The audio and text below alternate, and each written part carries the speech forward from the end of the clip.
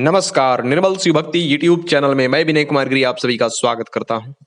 मित्रों, आज हम लोग एक ऐसी कथा पर चर्चा करेंगे जिसके माध्यम से हम लोग जानेंगे कि किसी इंसान के अच्छे अथवा बुरे कर्मों का प्रभाव उसके संतानों पर, उसके आने वाली पीढ़ियों पर पड़ता है अथवा नहीं।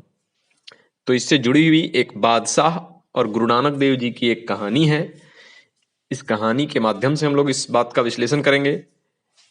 लेकिन जो लोग मेरे चैनल पर पहली बार हैं उनसे विनम्र प्रार्थना है, चैनल को सब्सक्राइब कर लें और बेल आइकन को प्रेस कर लें, क्योंकि ऐसे ही ज्ञानवर्धक वीडियो लेकर मैं आता ही रहता हूं। धन्यवाद मित्रों। आइए वीडियो को शुरू करते हैं।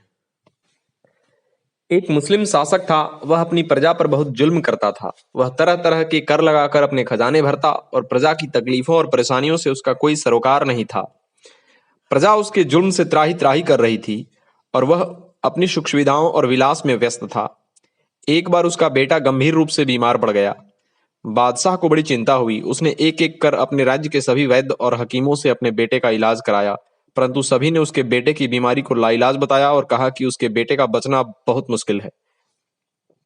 बादशाह परेशान होकर रोने लगा। तब उसके मंत्री ने उसे सलाह दिया कि जो साधु संत अथवा फकीर होते हैं उनकी दुआओं में बड़ा असर होता है। बादशाह को यह सुझाव जच गया। उसने अपने सैनिकों को हुक्म दिया कि आसपास के गांवों और नगरों से जो भी साधु संत अथवा फकीर मिले सबको पकड़ लाओ।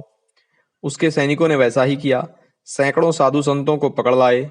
बादशाह ने सबको आदेश दिया कि उसके बेटे को ठीक करने के लिए सब मिलकर दुआ करें।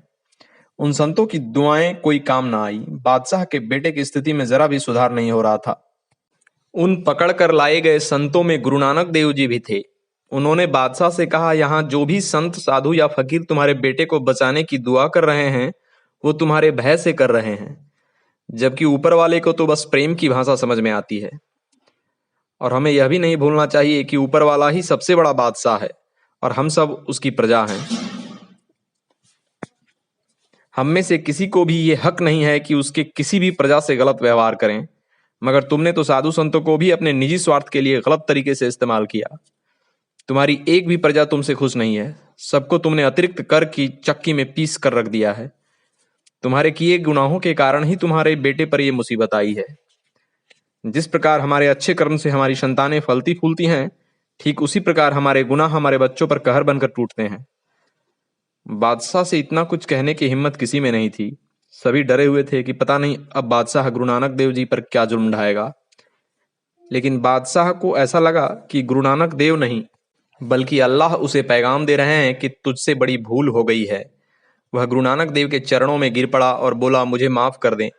अपनी बादशाहत की घमंड में मुझसे बड़े गुनाह हुए हैं, पर मेरी भूल की सजा से मेरे बेटे को बचा लें। गुरु नानक देव ने कहा, एक रोटी लाओ। रोटी लाई गई। सभी संतों ने उसे थोड़ा थोड़ा खाया। बाकी बची रोटी के टुकड़े को नानक देव ने बादशाह के हाथ में दिया और कहा, इसे अपने बीमार बेटे को खिला दो। इससे सभी संतों का आशीर्वाद उसे एक साथ मिलेगा। बादशाह ने वैसा ही किया। इधर नानक देव ने हाथ उठाकर अरदास लगाई और बादशाह का बेटा सोए हुए बालक की तरह उठ बैठा।